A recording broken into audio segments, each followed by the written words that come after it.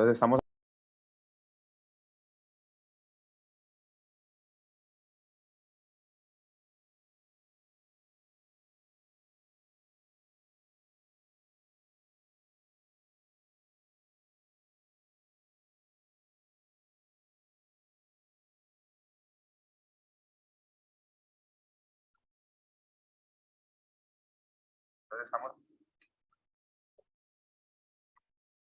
Freddy, ¿me avisas? Buenos días a todos. Les damos la bienvenida al primer webinar organizado por la CGGP y nuestro aliado corporativo Datalog sobre innovación energética en la industria oil and gas. Este es un espacio apoyado por la Asociación Colombiana de Geólogos y Geofísicos de la Energía y durante este seminario exploraremos diferentes aspectos relacionados con la innovación energética. Buenos días a todos. Les damos la bienvenida al primer webinar organizado. Perdón. Transición energética en la industria de los hidrocarburos del país y su papel en este campo. Nos centraremos en diversos temas como prospección de hidrógeno, principios quimioestratigráficos y procesos onshore y tecnología y energía geotérmica. Para la sesión de hoy contamos con la participación de expertos en el sector de hidrocarburos, quienes nos compartirán su perspectiva sobre las últimas tendencias de exploración y producción, así como las estrategias de innovación energética. Primero voy a presentar a los invitados y ya luego haremos paso al desarrollo del webinar. Nuestro primer conferencista será Germán Eduardo Bonilla Osorio. Él es geólogo de la Universidad de Caldas y magíster de la Universidad Nacional, con más de 18 años de experiencia en aplicaciones de mineralogía, geoquímica y técnicas analíticas.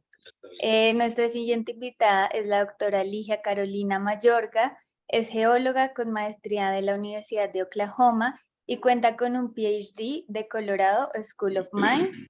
Trabajó por 2 años como geóloga de yacimientos y tiene experiencia en caracterización de yacimientos usando XRD, XRF, datos sísmicos y análisis petrofísicos. Y nuestro último invitado será Camilo Mejía.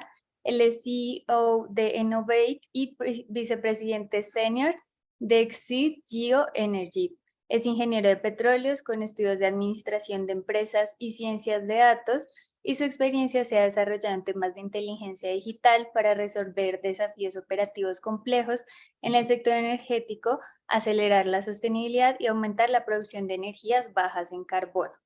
Antes de comenzar, le vamos a dar la palabra a Oscar David Quintero, gerente de mercadeo de Datalog, y a continuación a nuestro director ejecutivo, Flover Rodríguez. Bienvenidos. Laura, muchas gracias. Una cordial bienvenida para todos. Un agradecimiento muy especial a nuestros expositores, a Germán, a Carolina, a Camilo, quienes nos traen unos temas supremamente contundentes en el momento por el que estamos atravesando en el país sobre transición energética. La innovación es una obligación y bueno, aquí vamos a marcar una pauta de transformación y un camino hacia la transición. Le agradezco de igual manera a Flover y a la Asociación Colombiana de Geólogos y Geofísicos de la Energía por haber acogido esta iniciativa. Va a ser el primer escenario de muchos, ojalá, en el que nuestro propósito como compañía de servicios en el sector energético es crear conocimiento. A partir de hoy estaremos consolidando esa intención y esa visión de futuro de nuestro negocio a través de la creación de conocimiento. Entonces, nada, sin mucho más que agregar, un agradecimiento muy especial a todos y bienvenidos a este webinar. Gracias a Oscar y mi agradecimiento a Datalog, aliado corporativo de la Asociación Colombiana de Geólogos y Geofísicos de la Energía, por este espacio. Un agradecimiento a las más de 45 personas que ya están conectadas en la transmisión online, viendo este webinar de aliados, en donde reunimos a todas estas empresas que hacen parte de nuestro sector y que generan conocimiento, que generan valor y que aportan al desarrollo, al crecimiento de la industria en nuestro país. Mi profundo agradecimiento también a Germán, a Carolina, a Camilo, por su tiempo y por preparar este espacio para todos. Sabemos que va a ser muy provechoso y sabemos que va a ser muy interesante por las temáticas que cada uno de ustedes va a manejar. Entonces, bienvenidos todos a este webinar aliados de ACGGP y Datalog. Es un honor contar con ustedes, saludarlos de nuevo y los invitamos a estar muy pendientes de las redes sociales de la ACGGP para que sigan enterándose de todas las actividades que vamos a desarrollar en este segundo semestre del año, para que sigan enterados de todas las actividades de pedagogía regional, académicas y de gestión de política pública que estamos desarrollando y que seguramente van a tener un impacto positivo para nuestro gremio y para nuestra industria. Buena mañana para todos y que disfruten de este espacio técnico.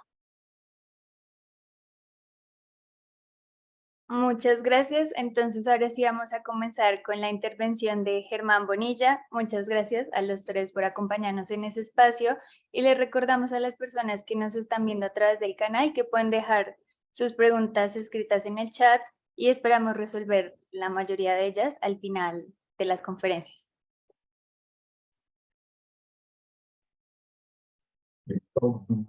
Muy buenos días a todos y a todas las personas que se encuentran conectadas en este momento.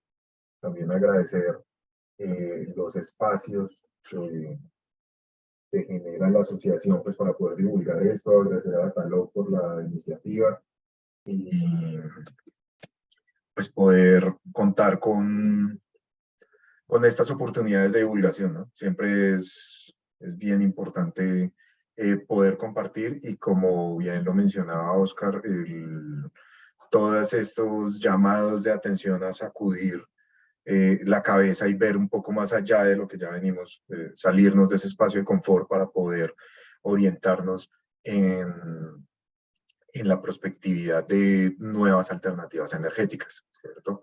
Entonces, de allí que han surgido muchos temas a lo largo de estos últimos años y es cómo podemos lograr esas transiciones efectivas, poder aprovechar toda la cantidad de energía que se puede encontrar en el entorno. Y uno de estos ha llamado mucho la atención y es porque de repente se empezó a hablar de hidrógeno. El hidrógeno ya se ha venido utilizando desde hace muchos años en la historia de la humanidad. Sin embargo, a partir de una demanda creciente es que se ha venido promulgando el uso de este tipo de fuentes energéticas.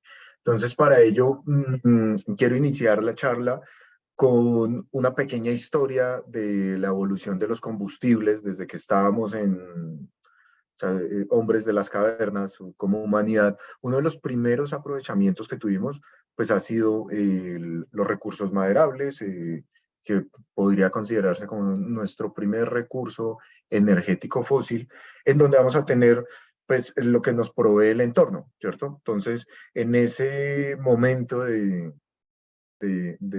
chispa que se le ocurrió a la humanidad, pues entonces empezamos a aprovechar estas cadenas de carbonos e hidrocarburos, en el caso de los maderables, en donde vamos a ver que quiero que presten mucha atención a la complejidad de una molécula de estas, en donde se va a aprovechar. Son moléculas muy grandes, de gran tamaño, que me van a proporcionar una cantidad de energía específica por volumen de masa. ¿Qué quiere decir eso? Que a medida que la sociedad iba evolucionando, pues iba demandando más y más madera, y resulta que hay un límite en el almacenamiento energético. Entonces, si quiero calentar una población muy grande, pues ya posiblemente los maderables van a quedar cortos o voy a necesitar una fuente de energía de poder calorífico, de mayor poder calorífico. Pues gracias a la naturaleza y al tiempo geológico, esos maderables a través de transporte, ambiente de depósito, preservación en pantanos y una maduración termal, pues pasaron de cadenas complejas a cadenas un poco más sencillas, en donde voy a tener una mayor cantidad de energía concentrada en menor volumen de material, y eso me va a permitir tener mayor poder calorífico y a su vez digamos que una mayor disponibilidad energética como sociedad. Entonces, miren que vamos pasando de cadenas complejas a cadenas un poco más sencillas, que con mayor poder energético. Asimismo, llegaron los hidrocarburos, estos combustibles fósiles que van a tener también cadenas más pequeñas, mayor capacidad energética en menor posibilidad de almacenamiento, entonces voy a poder concentrar mucha más energía química y potencial en espacios más reducidos. De allí el boom y lo que nos ha favorecido la industria en el crecimiento como sociedad, porque pues al fin y al cabo los hidrocarburos han movido la sociedad de desarrollo de los últimos 100, 150 años y es lo que nos ha permitido ese salto desde la revolución industrial. Por último, los hidrocarburos pues evolucionaron a un entorno con moléculas más pequeñas y es esos hidrocarburos que están acompañados de los hidrocarburos líquidos, los hidrocarburos gaseosos, que empezaron a tomar cada vez más fuerza. ¿Por qué? Porque pues vamos a poder almacenar mucho más, una mayor cantidad, comprimirla en recipientes, transportarla, diversificar el uso de este recurso, pero estos hidrocarburos nos han traído un costo asociado al desarrollo como sociedad, como civilización, y es que no todo es tan perfecto como suena. Ese recurso energético nos ha llevado a tener un exceso de aporte de CO2 a la atmósfera, que es el que nos tiene en este momento pensando en alternativas, no solo de diversificar fuentes energéticas, sino ver cómo vamos a empezar a compensar esa carga de civilización que tenemos con el CO2. Entonces, de allí que miren que venimos evolucionando y de esa evolución, desde hace muchísimos años, pasamos a algo tan sencillo como un átomo o una molécula de hidrógeno. Es decir, pasamos de cadenas complejas a poder empezar a ver un átomo fundamental como el hidrógeno como una fuente de energía. El átomo clásico, muy parecido al modelo de Rutherford, este viene siendo más bien el escudo del Doctor Manhattan de la serie animada de Watchmen. Sin embargo, esta es la nueva visión que tenemos de los átomos en este momento, el modelo de la función de onda del electrón de un átomo de hidrógeno. Y esto que vemos acá es un proceso electrolítico que me va a producir electricidad simplemente al combinar el hidrógeno con el oxígeno en unas condiciones controladas, que es lo que se conoce como una pila de hidrógeno, en donde vamos a tener una migración de los electrones por un lado, de los protones por otro, y como residuo vamos a sacar agua. El proceso inverso me va a permitir separar la molécula. Otra propiedad que tiene el hidrógeno es que es explosivo. Y esa explosión va a generar un desplazamiento que es incluso 3 veces más potente como al momento de la explosión que un hidrocarburo convencional, y de allí que se ha buscado la tecnología para llevar simplemente los motores a combustión interna a que realizan la combustión con hidrógeno, con un pequeño problema, y es que el hidrógeno es extremadamente reactivo, va a reaccionar con la superficie de los materiales, con los empaques de los motores, con el almacenamiento, con el transporte, y es algo que vamos a ver más adelante cuál es ese problema del almacenamiento de hidrógeno y por qué, digamos que algo que ya está inventado no está masificado, ¿cierto? Porque no estoy tanqueando mi vehículo con hidrógeno en vez de gasolina si es tan eficiente. Entonces, no todo es tan bonito como lo pintan. Sin embargo, eso es un desarrollo tecnológico que hay que resolver, pero también la misma demanda me lleva a que yo tengo que resolver de dónde voy a sacar mi hidrógeno. Entonces ahí existen fuentes naturales de hidrógeno, es el elemento más abundante en el universo, el 75% de la masa del universo es hidrógeno, de allí que las estrellas lo aprovechan, este es el sueño de la humanidad a través de la fusión nuclear, y puede encontrar uno incluso galaxias completas con nubes de hidrógeno molecular rodeando el entorno. Entonces, pues disponibilidad la tenemos. En la Tierra, ¿dónde lo vamos a encontrar? Podemos encontrar generación de hidrógeno molecular a partir de procesos de serpentinización, que son alteraciones hidrotermales de la corteza, que es donde nos vamos a enfocar hoy. También podemos tener fracturamiento de rocas, en donde esa fractura, esa fricción que se genera en las superficies va a permitir un ingreso de agua al sistema con unos minerales altamente fragmentados que van a ser mucho más reactivos, me va a producir ciertos hidróxidos y liberar hidrógeno. La descomposición de elementos radioactivos también interactúa en especial con el agua de mar y me va a generar también la producción de hidrógeno. Los mismos volcanes están produciendo hidrógeno constantemente a partir de esas reacciones con gases con base a azufre. Entonces, la pregunta es, pues si hay tanto hidrógeno por todos lados, pues ¿por qué tenemos que estar hablando en este momento de prospectividad?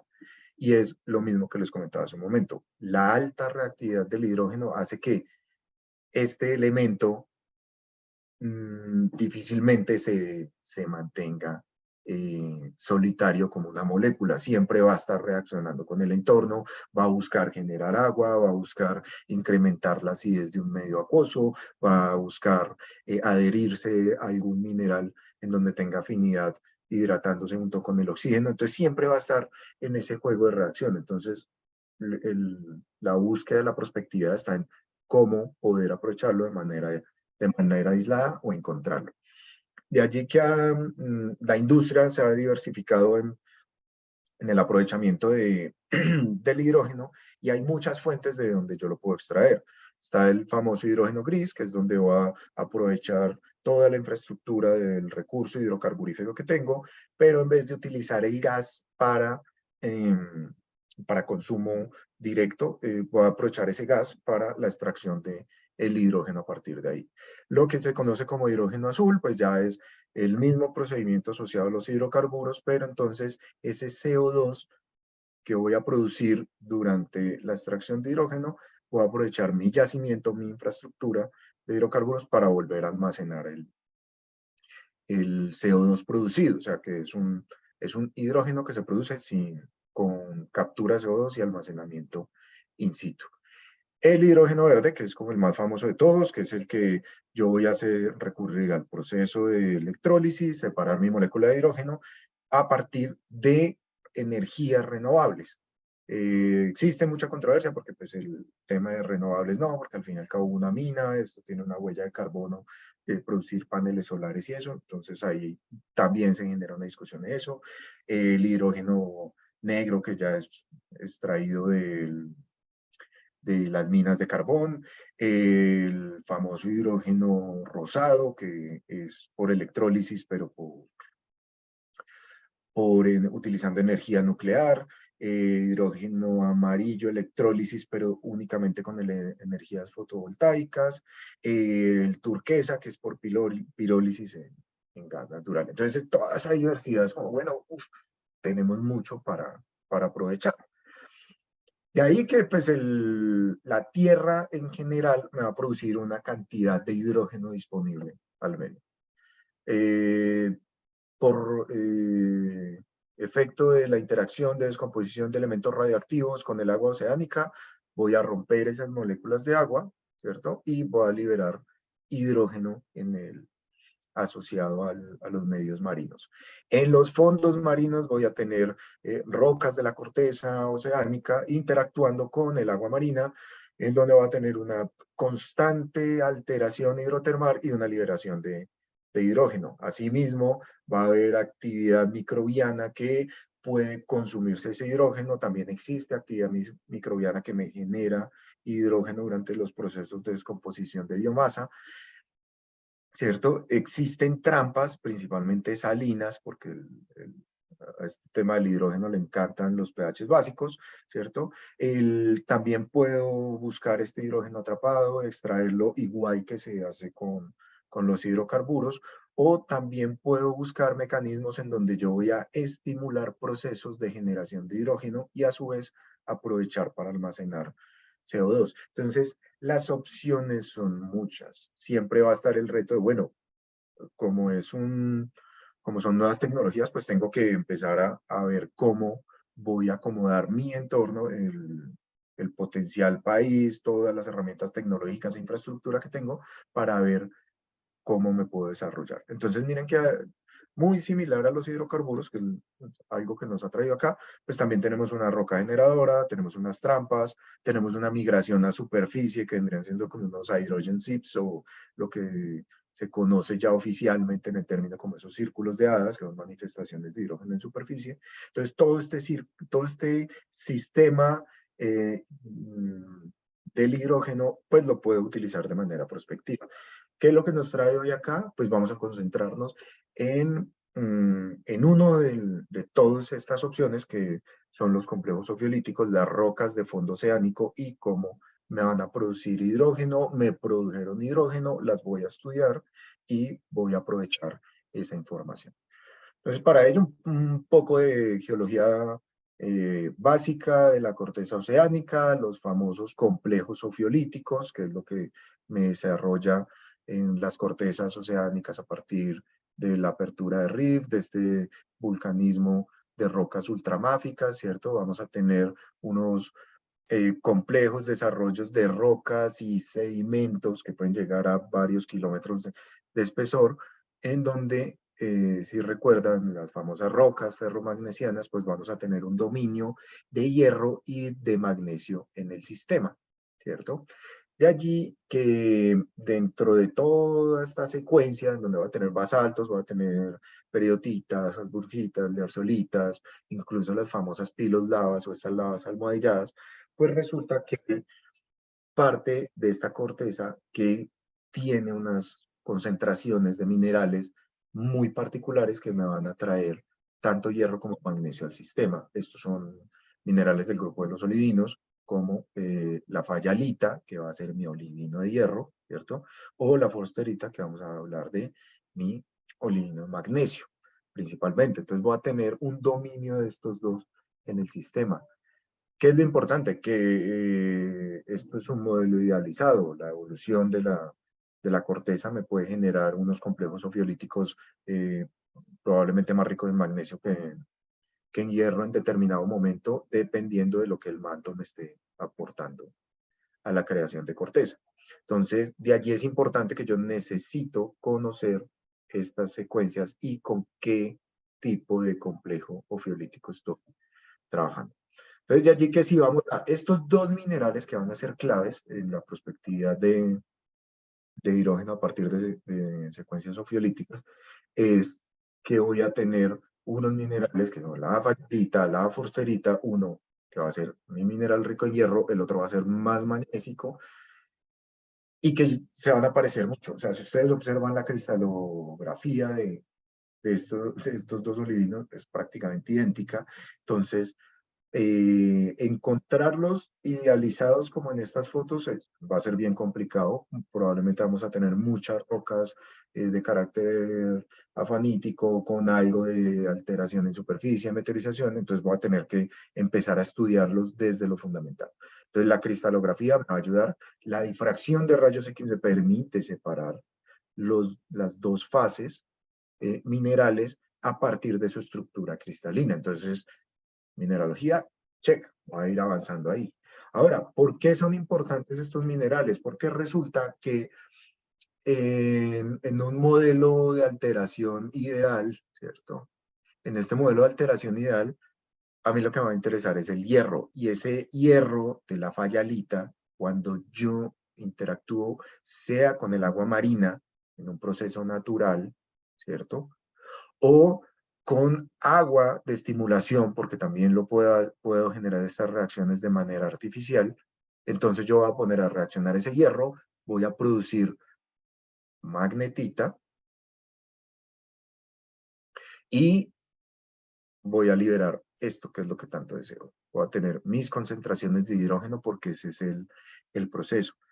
Este es mi escenario ideal, pero resulta que las rocas son mucho más complejas y van a tener un conjunto de minerales en donde puede que la fayalita no sea tan abundante y por el contrario voy a tener su hermano problema, vamos a decirlo, que es el problema de la forsterita, ¿cierto? Y es que ese magnesio no me va a producir esa magnetita en primera instancia al reaccionar con agua. Primero me va a producir todo el conjunto de minerales del grupo de la serpentina. Entonces acá está el crisotilo, ¿cierto? Está la antigorita, está la lizardita, y un montón de filosilicatos, es decir, arcillas que se van a producir acá. Después de eso, si sigue reaccionando, entonces me va a producir un hidróxido de magnesio, como es la brucita, y por último, un poquito de magnetita y una cantidad que podría considerarse insignificante de hidrógeno. Entonces ahí es donde, uy, pero entonces, ¿cómo así? Si yo voy a producir hidrógeno a partir de fayalita, pues también voy a tener un problema, es que parte de mi estimulación o el proceso natural, es que pueden ser las dos, se me puede ir a algo poco efectivo. La temperatura, quiero que tengan esto en cuenta porque la temperatura es súper importante. Cuanto mayor temperatura, más fácil va a ser la reactividad de este proceso. Es decir, es un proceso que es dependiente de la temperatura, en donde la temperatura va a funcionar como un catalizador de reacción, pero tanta temperatura tampoco es tan bueno, porque va a haber un punto en donde más de 330 grados centígrados va a tener es un decaimiento en la productividad de hidrógeno porque voy a pasar a producir otras fases. Entonces ahí el problema de la fosferita, pues si somos un poco más abiertos científicamente, pues vamos a decir como, uy, la forsterita es un problema, pero miremos qué más hay en el panorama. Hay forsterita, hay antigoritas y hay wolastonita. Y resulta que estos también representan una ventaja estratégica cuando voy a hablar de la prospectiva de complejos sofiolíticos o de explorar, de conocer un complejo fiolítico. Y es que cuando yo voy a estimular la producción de hidrógeno, pues yo puedo aprovechar el agua que voy a inyectar en la estimulación y es incluir CO2 de captura en el agua que voy a utilizar para la reinyección. Entonces, esa estimulación de producción de hidrógeno que yo le puedo hacer a la roca a través del CO2 y de la presencia de agua, entonces yo voy a coger unos productos iniciales y voy a coger todo ese CO2 y lo voy a cristalizar en carbonatos. Entonces, puedo tener la posibilidad de producir hidrógeno, ¿cierto? Y aprovechar un mineral que en principio podría ser problema y utilizarlo para más bien solucionar un problema que tengo en superficie, que es el CO2. Entonces, una vez yo cristalizo en un carbonato como estos, que son dolomitas, pues ya mi CO2 va a quedar atrapado en una estructura cristalina y voy a hacer algo muy similar a lo que hacen las plataformas oceánicas a través del tiempo geológico para hacer la captura de manera natural. O esta calcita que tengo acá también voy a tener una estabilidad del mineral. ¿Qué es lo importante o que llama mucho la atención? Y es que en ese proceso estoy teniendo muchas ventajas, y es capturo CO2, pero la reacción pues me libera sílice en solución al agua, el agua se me enriquece en sílice, pero voy a producir calor, es decir, yo puedo terminar subiendo la entalpía del sistema. Entonces, al producir calor, entonces no solo almaceno, pero también puedo favorecer que si mi temperatura era muy bajita, pues estas reacciones me pueden subir un poquito y mejorarme la efectividad del proceso de hidrógeno. Entonces miren que ese proceso que les acabo de contar, en especial el principal de la fallita, pues es lo que ocurre de manera natural en los fondos oceánicos con los procesos de serpentinización. Incluso también hay almacenamiento de carbonatos y todo este tipo de procesos. Entonces yo voy a tener un proceso natural, que si hacemos un homólogo con la industria de hidrocarburos, ese proceso natural pues lo llevo a ese proceso natural lo voy a llevar a la industria. Si hago el homólogo con la industria de hidrocarburos, pues tengo una roca fuente, ¿cierto? Pero es una roca fuente que yo la puedo estudiar como potencial de haber generado hidrógeno y buscar trampas, ¿cierto? O como potencial generador. Y a diferencia de los hidrocarburos, yo sí puedo coger la roca fuente y cocinarla de manera artificial para producir el elemento que quiero. Entonces ahí es donde va a estar el chiste. Ahora, ya vimos las reacciones que se pueden presentar. Entonces, ¿cuál es la importancia? Pues que yo necesito usar técnicas de análisis de rocas que me lleven a identificar cada uno de los elementos del sistema para poder hacer la prospección y ver si mi complejo fiolítico tiene potencial de generación o generó y lo que tengo que buscar son trampas, o por el contrario, mi complejo fiolítico es un muy buen almacenador de CO2. Entonces ahí va a estar el, el éxito del asunto. Técnicas que recomendamos acá en INCLEI para para poder hacer estas caracterizaciones. Ya les mencionaba que conocer los minerales en detalle a partir de su estructura cristalina, pues la difracción de rayos X tiene una ventaja, y es que es muy sencillo, es una herramienta, bueno, sencilla, entre comillas, ¿cierto? Que aprovechamos los rayos X y que no nos importa el tamaño del mineral. Entonces puedo tener unos niveles de detalle mucho más allá de lo que me puede ofrecer un microscopio óptico, ¿cierto? Tengo la ventaja de que puedo estudiar la roca en su totalidad o en su muestra en polvo, o extraer los materiales más finos y disueltos, como los minerales arcillosos, ¿cierto? Y estudiar también la fracción arcilla, con caracterizaciones detalladas. ¿Qué me va a permitir esto? Yo puedo ver la mineralogía gruesa acá, conocer la roca como un total, es decir, identificar la forsterita o la fayalita, pero también al estudiar las arcillas yo podría lograr encontrar pequeños contenidos de lizardita, de antigorita, de crisotilo, de talco, que pueden estar presentes y que me lleven a pensar que pudo existir un grado de alteración leve, incipiente, moderada o alta de la roca, y asimismo establecer el grado, poder llegar a predecir una cantidad de liberación, un potencial de hidrógeno liberado por la roca, conociendo su alteración en detalle. Entonces la difracción me va a permitir estas cosas. Entonces miren que la difracción me va a enfocar en la estructura cristalina, que fue lo que vimos. Entonces puedo diferenciar estos dos. Resulta que la difracción en este momento tecnológico en el que estamos ya es una herramienta que consideramos cuantitativa o muy aproximada de manera cuantitativa, y es porque yo puedo obtener los valores, las concentraciones en peso de los minerales presentes en la roca. Entonces, asimismo puedo calcular por masa de mineral reactivo que me pueda tener la capacidad de hidrógeno. Entonces, es súper importante. Ya conocí la estructura cristalina, ahora miren que necesito también tener una doble verificación, entonces necesito saber si mi estructura cristalina, qué tanto magnesio y qué tanto hierro tengo. Entonces, herramientas como la fluorescencia de rayos X, pues las puedo trabajar en laboratorio, ¿cierto? Condiciones controladas, preparo mi muestra, o incluso durante la perforación, a medida que vayan saliendo los núcleos de perforación o los ritios de perforación, pues yo puedo contar con equipos portátiles en donde puedo ir monitoreando contenidos de magnesio, contenidos de hierro, contenidos de sílice del sistema,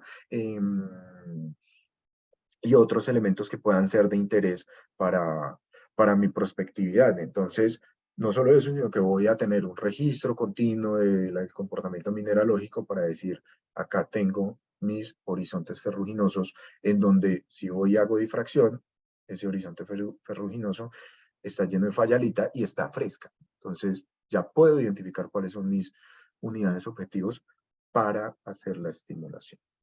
Entonces, la fluorescencia de rayos X, en especial por energía dispersiva, es muy sencilla. Voy a tener una fuente de rayos X en donde voy a tener mi muestra, voy a estimular la nube de electrones que tienen los átomos. ¿Para qué? Para jugar al billar subatómico, en donde voy a sacar unos electrones de las nubes, y estos saltos electrónicos me van a producir un fotón de rayos X con una energía particular, en kiloelectronvoltios, o incluso también con una longitud de onda, si quiero cambiar de técnica. Entonces, estos efectos van a ser proporcionales a la masa, a la cantidad del elemento que tenga la muestra. Entonces, entre más fotones de cierta energía produzca, pues voy a tener mayor cantidad de conteos, y así los voy a cuantificar. Quiero utilizar lo mejor de los dos mundos. Ya tengo mis minerales identificados, conozco la composición química de mis secuencias, sé cuáles son mis objetivos, pues yo puedo seleccionar una muestra acá y quiero aumentar el detalle de mi información. Entonces, para eso puedo aprovechar otro juguete que tenemos acá en INCLEC, que es el microscopio electrónico barrido, y voy a mirar un pequeño fragmento de muestra a 100.000 aumentos y ver qué propiedades tiene físicamente, morfológicamente, cómo está distribuido, cómo está interactuando con otros minerales que me puedan generar reacciones negativas. Es decir, puedo ir precisando en el estudio mineralógico en mi secuencia. No importa si la perforación ya era muy profunda y lo que me estaba saliendo era ripio y no un núcleo, entonces puedo trabajar con los ripios, aprovechar las imágenes de electrones secundarios para conocer la morfología superficial o las imágenes de electrones retrodispersados para ver este tipo de cosas, y es como esa interacción más profunda de la roca con los elementos pues llega mucho más allá y me ofrece características que llaman la atención a un geólogo para decir este mineral qué es y qué hace compartiendo espacio con este otro, ¿cierto? Se pueden tomar medidas de manera directa,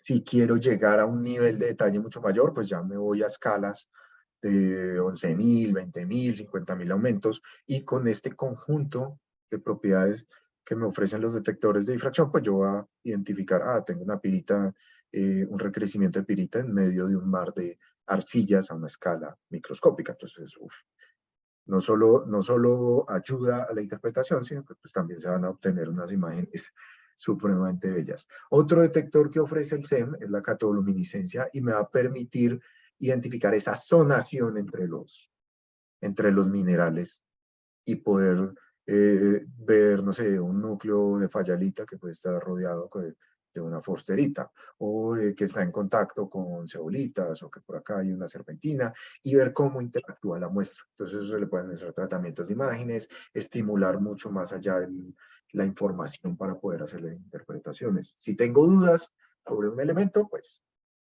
puedo obtener mi espectro de fluorescencia. Ahora, para finalizar, pues, ¿cuáles son esos retos en la prospectividad? Uno, tenemos que identificar estos complejos, ¿cierto? Y las zonas. Ahora vamos a tener que lidiar con complejidades geológicas y estructurales.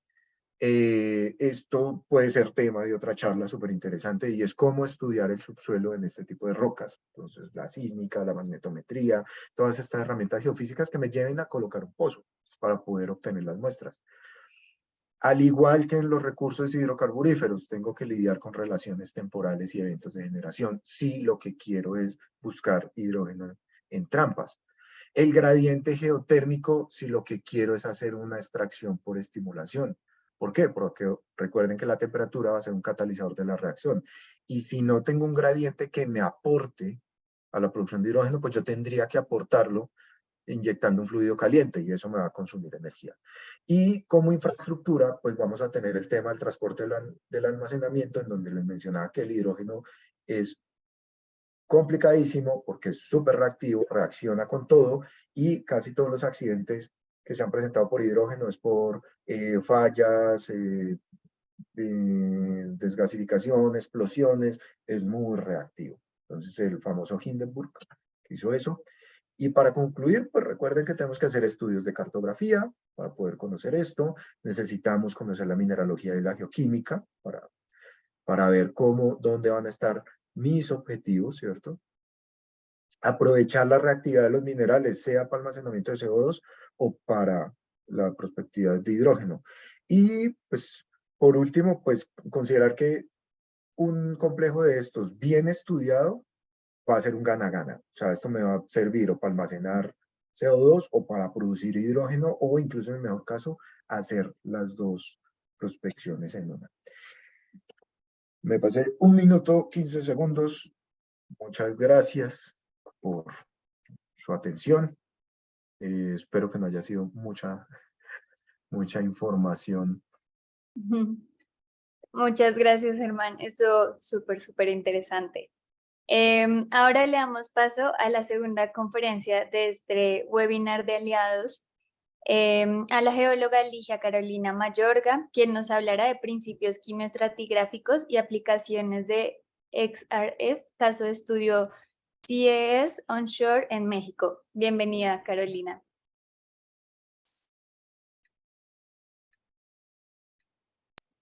Buenos días, gracias por la introducción. Y les voy a mostrar cómo usamos los principios de quimioestratigrafía en un estudio que hicimos en Onshore México para captura de CO2 y almacenamiento. Germán ya habló un poquito de cómo funciona XRF y la importancia de todos estos diferentes análisis para caracterizar las rocas en estos nuevos tipos de energía de almacenamiento de CO2 y de nuevos tipos de energía. Entonces, yo voy a hablar un poco más acerca de los minerales, de los elementos y cómo usamos estos en este estudio en México.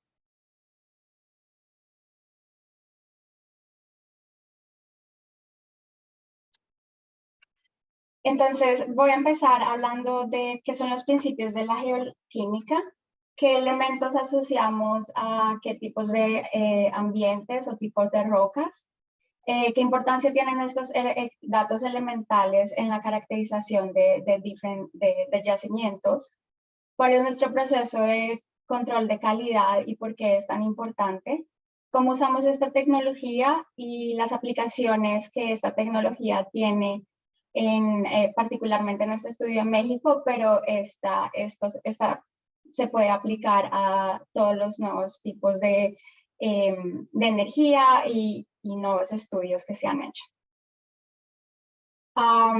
Entonces empezamos con los principios de la quimioestratigrafía.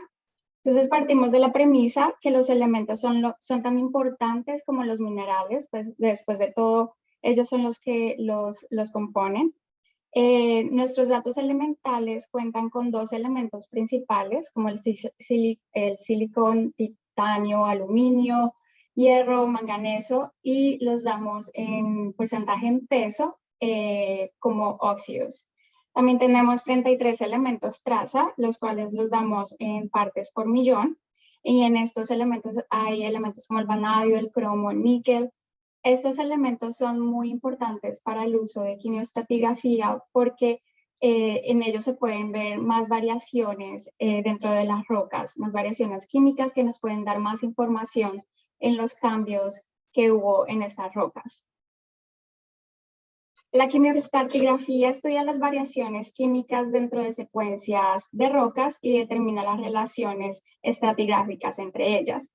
Entonces, este es un ejemplo de una correlación que sería basada en gamma ray y un log resistivo. Y podemos ver que la correlación es bastante limitada, pero una vez incluimos los datos elementales, podemos hacer una correlación de mucha más alta resolución y entender la ciclicidad y los cambios que todas estas rocas han tenido. Entonces nos sirve para hacer una correlación en entornos complejos, hacer una determinación de los cambios en los parámetros reductores de los ambientes, cuál fue la procedencia de los diferentes elementos que tenemos y cómo hay esa ciclicidad en estas rocas. Nosotros asociamos los elementos en tres tipos principales. Asociamos elementos que están asociados al aporte detrítico y el contenido de arcilla. Algunos de estos ejemplos son el circonio, el titanio, silicio, cobalto. Tenemos elementos que están asociados al aporte de carbonatos como el estronio, el calcio y el magnesio. Y tenemos elementos que están asociados al aporte palo-redox y a la cantidad de materia orgánica presente en las rocas. Este es un ejemplo de los elementos asociados con el aporte detrítico y el contenido de arcilla. Entonces, este es un ejemplo de la luna de Venezuela. Y aquí estamos ploteando el sílica, el titanio y el aluminio. Y podemos ver cómo el sílica disminuye después de esta maximum flooding surface. Y con ese aumento de sílica tenemos un aumento de titanio y un aumento de todos los elementos detríticos. En la parte superior, donde después de este maximum flooding surface, tenemos un aumento en el ratio de sílica sobre aluminio.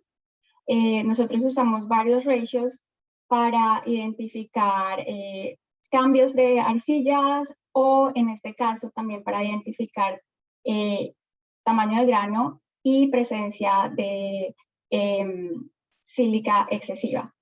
Sílica excesiva es sílica que no está totalmente asociada a fuentes detríticas y puede ser de forma autigénica, como cuarzo microcristalino, o biogénica por reemplazamiento de los carbonatos.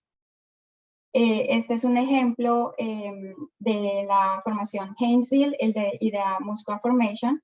Entonces, cuando tenemos una relación lineal entre el sílica y el circonio, se dice que el sílica presente en las rocas es detrítico. Si vemos que hay una relación inversa, o sea, hay más sílica de lo que hay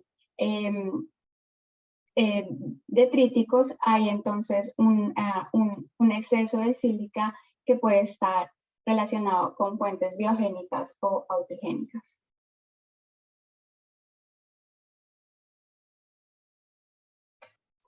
El segundo ejemplo es para los elementos asociados con fuentes de carbonato. Estos son principalmente estroncio, calcio y magnesio. Este es otro ejemplo de la luna, es una secuencia un poco más carbonática, como podemos ver en la descripción de núcleos. Y si miramos a los datos elementales, vemos que hay un aumento de la cantidad de calcio, también asociada con un aumento de fósforo en el tope. Y si comparamos esto con los resultados de difracción de rayos X, se puede ver que hay una buena correlación entre la cantidad de calcio y las variaciones con lo que tenemos en el X-ray. Es importante usar varios proxies para identificar cada una de estas tendencias, porque, por ejemplo, calcio y estroncio también pueden estar asociados a arcillas. Entonces es importante usar varios proxies diferentes para ver si están asociados a los calcios, usar plots binarios, a ver si las tendencias son lineales y saber si están más correlacionados con los carbonatos o están correlacionados con arcillas. El último es los elementos asociados con paleoredox. Estos normalmente son níquel, copper, zinc, uranio, molibdeno, vanadio y azufre. Ellos precipitan en condiciones anóxicas y la variación de ellos o la cantidad de ellos también está asociada a la cantidad de materia orgánica presente en estas rocas. Es importante usar varios de ellos para comparar porque, por ejemplo, molibdeno necesita la presencia de sulfidos para poder precipitar, mientras que vanadio está presente incluso si no hay sulfidos. Uranio a veces no está presente en las muestras porque puede ser removido, pero el uso de todos esos elementos a la vez, con el uso de esos podemos ver las tendencias y saber si hay zonas donde puede haber más materia orgánica y hubo más reducción en el medio ambiente. ¿Cómo ayudan los datos elementales en una caracterización de yacimiento? Y estamos hablando de una caracterización de yacimiento porque para la inyección de CO2 o geotermia se necesita hacer un estudio de la columna estratigráfica en la que estamos interesados y caracterizar muy bien nuestras rocas. Es más o menos el mismo proceso que usamos cuando vamos a buscar petróleo o gas. Entonces, en este caso necesitamos caracterizar la roca sello y la roca que va a ser nuestro reservorio. Entonces, los datos elementales nos van a ayudar a determinar la composición de la fábrica y del núcleo, si tenemos núcleo o tenemos ripios. Vamos a definir las diferentes litofases en nuestra columna estratigráfica. Puede ayudarnos a definir la cantidad de materia orgánica o cantidad de arcillas presentes en nuestro sello. Definir los patrones de litoestratigrafía, cómo van cambiando nuestras rocas, que en muchos casos el gamma ray no es suficiente para determinar o ver todos esos cambios que tenemos en nuestras rocas. Y también nos sirve para determinar, interpretar la historia deposicional y hacer estratigrafía de secuencias en estas rocas.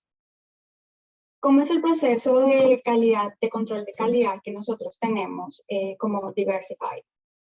Nosotros trabajamos in situ normalmente trabajamos con ripios y lo hacemos mientras el pozo se va perforando. También podemos hacerlo en el laboratorio, pero cuando estamos haciendo este tipo de procesos, lo que hacemos es que tomamos los ripios, tomamos aproximadamente 5 gramos de los ripios, los volvemos polvo y los analizamos en nuestro XRF. Después de eso, calculamos un gamma ray elemental basado en torio, uranio y potasio y comparamos esto con el gamma ray que tenemos del pozo. La línea roja aquí es ese gamma ray elemental y la verde es ese gamma ray de registros. Ustedes pueden ver que hay una muy buena correlación entre los dos y esto indica que las muestras son representativas y están en la profundidad que corresponde. Entonces, los datos elementales que vamos a obtener de esto son muy acertados. Esto también sirve en muchos casos cuando hay fallas de la herramienta de gamma ray. Como ustedes pueden ver, las características de nuestro gamma ray elemental son muy buenas. Los clientes deciden ahorrar dinero y no salir del hueco para cambiar la herramienta y prefieren seguir perforando con los datos elementales. Cuando no tenemos buena coherencia entre estos dos, pues esto también puede ayudar a nuestro cliente porque puede indicar zonas de inestabilidad en el hueco, problemas de lavados o problemas en la perforación del hoyo. Entonces, también nos sirve para indicarles áreas que pueden tener problemas durante la perforación. Entonces, ¿cómo vamos a usar esta tecnología? Nosotros usamos muestras de núcleo o ripios si estamos en campo. Las pulverizamos y medimos esos 5.5 gramos en un SpectroScout, un espectrómetro de fluorescencia, por aproximadamente 28 minutos y obtenemos los 12 elementos principales y los 33 elementos traza. Tenemos un grupo de geociencias encargado de mirar todos los datos que vienen, comparar los datos elementales y nosotros medimos unos estándares que vienen del USGS, cada 10 muestras de formación, para asegurarnos que el instrumento no tenga mucha variabilidad y que los datos estén lo más acertados que sea posible. Después de que hacemos esos cambios, miramos los datos, el gamma ray elemental y procedemos a construir uno de estos paneles como los ven acá, que voy a explicar esto más a profundidad ahora. Entonces, para los estudios geológicos con los datos elementales podemos usar quimioestratigrafía, hacer un análisis de los paleoambientes de nuestras rocas y cuáles son los indicadores de posicionales y de dónde viene, cuál era de dónde vienen nuestras rocas. También en cambios estratigráficos y en la litología y en la química de nuestras rocas y realizar una estratigrafía de secuencias. Para la inyección de CO2, que es algo que está ganando mucha importancia aquí, hay varios requerimientos. Aquí solamente estoy mostrando los requerimientos que incluyen análisis de rocas y en los que un análisis elemental se puede aplicar. Entre ellos, lo más importante es entender la capacidad del yacimiento, o sea, qué tan bueno es nuestro reservorio y qué tan capaz es de almacenar ese CO2, qué tan buena es nuestra roca sello para garantizar que ese CO2 no va a tener ningún leakage y vamos a tener problemas medioambientales después, y cómo la inyectividad del CO2 puede cambiar nuestras rocas, cómo esos minerales que están dentro de nuestra roca reservorio pueden reaccionar a ese CO2. Entonces, para mirar la capacidad del yacimiento, podemos mirar la mineralogía con los datos elementales, con mirar el tamaño del grano, que también se puede inferir con los datos elementales, y hacer estudios geoquímicos también con los elementos. Para la roca sello necesitamos saber exactamente la mineralogía. Esto nos ayudaría a ver qué tan buen sello es, la geomecánica para determinar posibles fracturas que se generen y cuánto se van a propagar estas fracturas dentro de mi roca sello. Y por la inyectividad tenemos que mirar la mineralogía para saber qué minerales pueden reaccionar con ese CO2. Y también es importante mirar a los elementos traza, porque estos tienen que ser reportados en caso de que puedan precipitar. Este es el caso que hicimos para México. Entonces estábamos mirando la columna estratigráfica completamente desde el Mioceno hasta el Triásico. Ellos decidieron hacerlo mientras estaban perforando el pozo, porque cuando estamos haciendo análisis del núcleo, normalmente solamente podemos coger pequeñas zonas de cada uno de nuestros intervalos, ya que se vuelve muy costoso tomar un núcleo de esta cantidad. Entonces, en este caso, usar ripios del pozo era extremadamente útil y les permitió analizar la columna estratigráfica entera de ellos. Querían analizar la capacidad y la integridad del sello y del yacimiento. Y aquí podemos ver uno de los paneles que nosotros les entregamos. Entonces, este es el que usamos como de calidad de control, en donde mostramos el gamma ray elemental con el gamma ray de la herramienta. Nosotros mostramos el bario porque el bario normalmente está correlacionado con contaminación en el pozo. Entre más bario esté presente, significa que tenemos más contaminación, y este bario puede afectar nuestros datos elementales. También incluimos este modelo mineralógico basado en todos los datos elementales. Entonces tenemos calcita, cuarzo, clorita, hilita, que serían normalmente arcillas totales, caolinita, dolomita, alita, pirita y barita. Y mostramos las curvas de potasio, torio y uranio, que son las que usamos para calcular ese gamma ray elemental. Aquí se pueden ver las diferentes unidades de la columna estratigráfica y las quimounidades que se hicieron basadas en los datos elementales. Este es el panel con todos los mayores elementos en forma de óxido y las variaciones en toda la columna estratigráfica. Como pueden ver, todas estas unidades se crean basándose en los cambios que se ven en cada uno de los elementos. Incluimos también el índice de fragilidad calculado con los datos elementales. Y por último, incluimos el modelo mineralógico que ya expliqué anteriormente. En este caso se pueden ver los elementos traza, y estos sirven para subdividir todas estas unidades en mucho más detalle. Aquí cabe resaltar estas dos unidades que parece que tienen mucha preservación de materia orgánica, y también se puede ver en este track donde se calcula el TOC. Se calcula basado en estos elementos de redox proxies. Entonces están correlacionados, pero se puede ver cómo en estas zonas hay un potencial más alto de conservación de materia orgánica, pueden ser mejores sellos, y se puede ver una gran variación de esos elementos comparados con el resto de la columna. Entonces voy a ir bajando por la columna y mostrando los principales cambios que hay en estas rocas. Entonces, esta primera parte incluye el Mioceno, Oligoceno y Paleoceno. Ustedes pueden ver que los proxies detríticos, como el sílica, el titanio, el aluminio y el potasio, parecen ser muy altos en esta zona.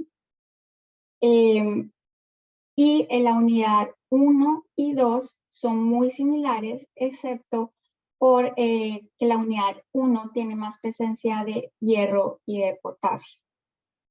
Si vamos al este plot binario de torio y potasio, este plot nos ayuda a diferenciar tipos de arcillas. Entonces, torio normalmente está correlacionado con minerales más pesados y potasio está presente en varios tipos de arcillas. Usando este plot podemos diferenciar si una unidad parece tener más esmectita o puede tener más hilita. Cabe destacar que para confirmar estos datos es necesario hacer análisis de XRD, pero esta es una muy buena aproximación. Y en este caso se puede ver que la unidad 1 parece que tiene más presencia de hilita que de esmectita. Si vamos a la segunda unidad, que es la del Cretáceo superior e inferior, se pueden ver que si miramos el modelo mineralógico se ve un aumento drástico en la cantidad de calcita modelada, y esto es acompañado con un incremento del calcio y todos los elementos detríticos decrecen en esta unidad. En cuanto más al modelo mineralógico, hay un poco de dolomita presente, probablemente asociada a procesos diagenéticos, y alguna presencia de arcillas como clorita en esta zona. Pasamos ahora a la del Jurásico superior, que sería nuestro potencial reservorio. En este intervalo está compuesto en su mayoría por elementos detríticos. Podemos ver cómo otra vez ese sílica, el titanio y aluminio aumentan. Esta es una de las subunidades más importantes porque también hay un aumento en las proxies anóxicas en esta parte de la unidad 5.1 y 5.2, como expliqué anteriormente. Se puede ver que también, aunque aumentan todas las proxies detríticas, también todavía hay alguna remanencia de carbonatos en estas, y puede estar asociado a procesos diagenéticos, y puede haber algún tipo de cemento en estas rocas. Y la última unidad, podemos ver que otra vez todos los elementos detríticos aumentan. Y hay un aumento también de los elementos traza. En especial, el torio en esta unidad se mantiene muy alto, y el torio puede estar asociado también a fosfatos, y en este caso se ve que los fosfatos están muy altos también. Esto puede significar que hay presencia de monazita, y esto puede indicar que estamos mirando a rocas ígneas. También hay un porcentaje de sodio bastante alto en estas muestras. Ustedes pueden ver la diferencia con toda la columna en la parte superior, y esta cantidad de sodio hace que se modele mucha halita, que lo más probable es que en este caso no sea halita, sino feldespatos potásicos, sino que el modelo mineralógico se construye usando todo lo que venga aluminio y todo lo que pueda estar asociado a clays para hilita y clorita, y lo que quede se hace para los otros minerales. Entonces, por eso están modelando halita en lugar de esos feldespatos potásicos. Como mencioné antes, también incluimos este índice de fragilidad. Este índice de fragilidad nos va a indicar si puede haber fracturas dentro de nuestra roca sello o incluso dentro de nuestra roca reservorio, y cuánto esas fracturas se pueden propagar dentro de nuestra columna estratigráfica, y esto puede generar un leakage del CO2 y generar pues catástrofes medioambientales. Entonces, hay varias formas de calcular el índice de fragilidad. Normalmente se entiende que los minerales más frágiles están asociados a sílica, el calcio y el magnesio como elementales, y a los minerales más dúctiles están las arcillas, entonces sería el aluminio y el potasio.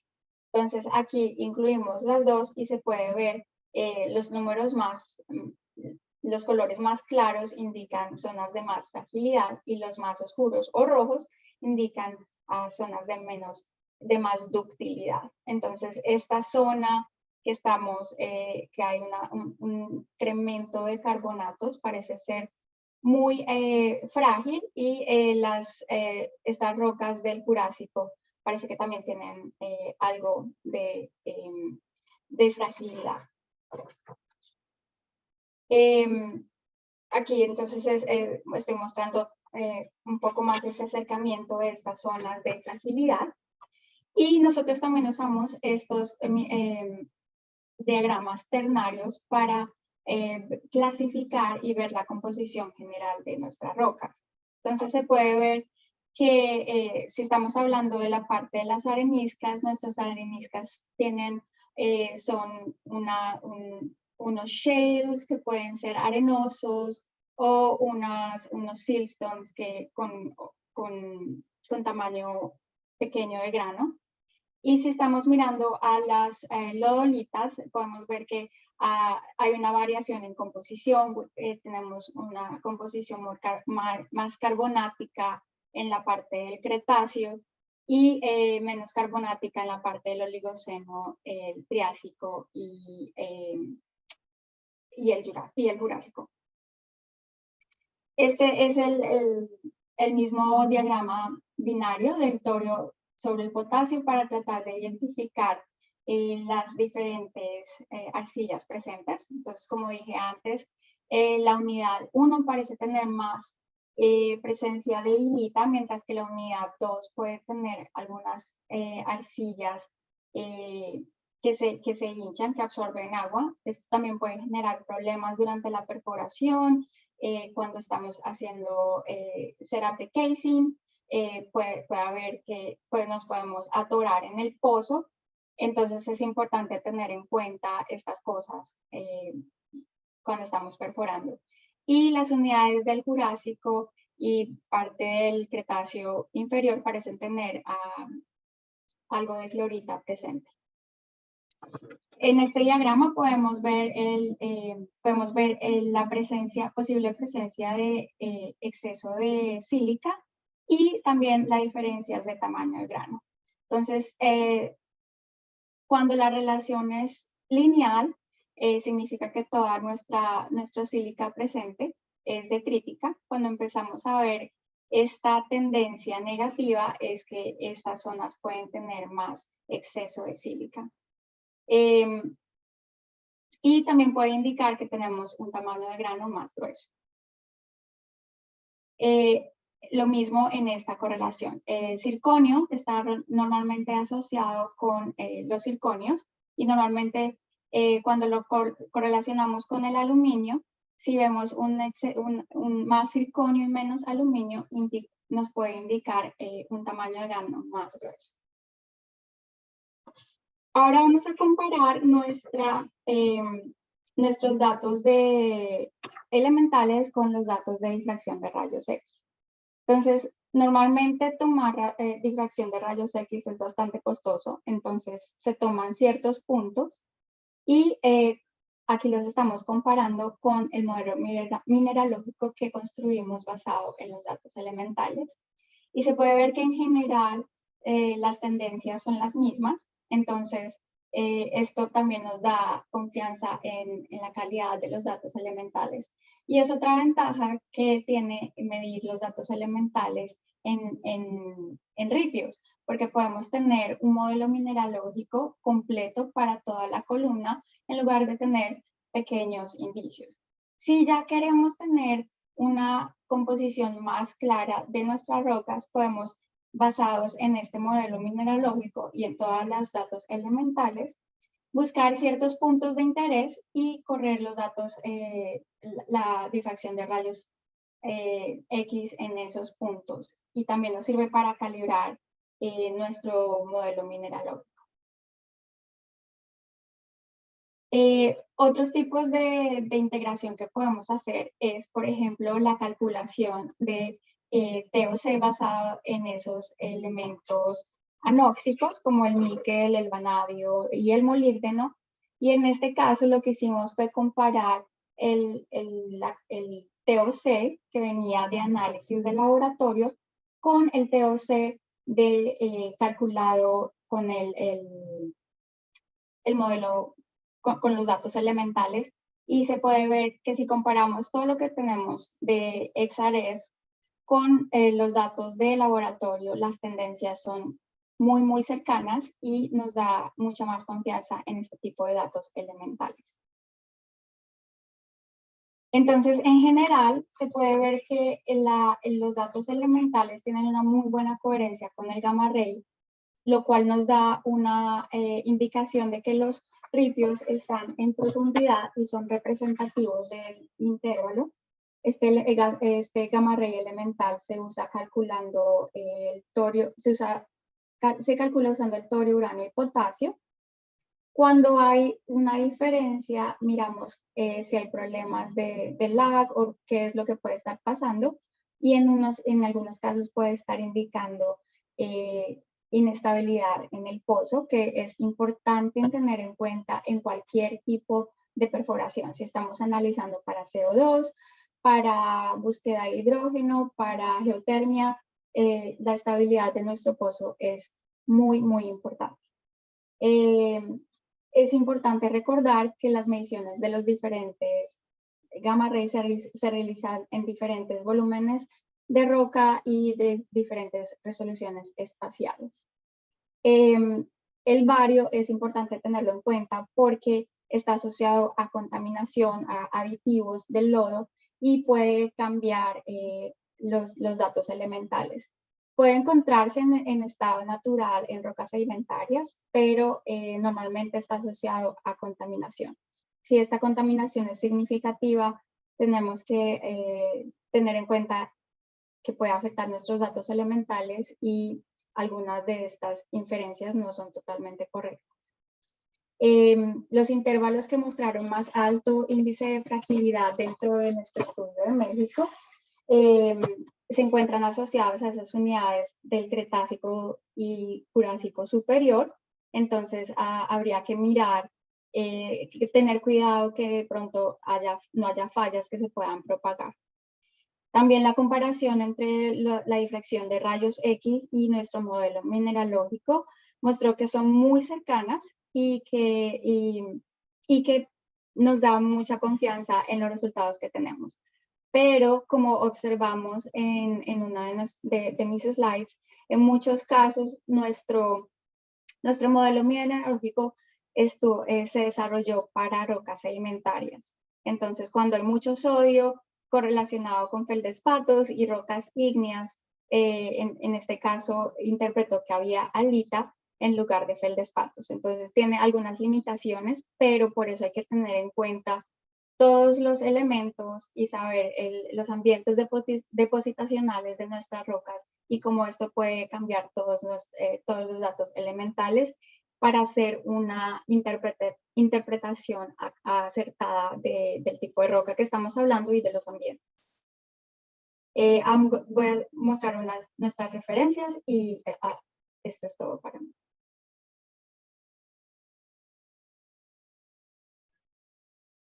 Muchísimas gracias, Carolina.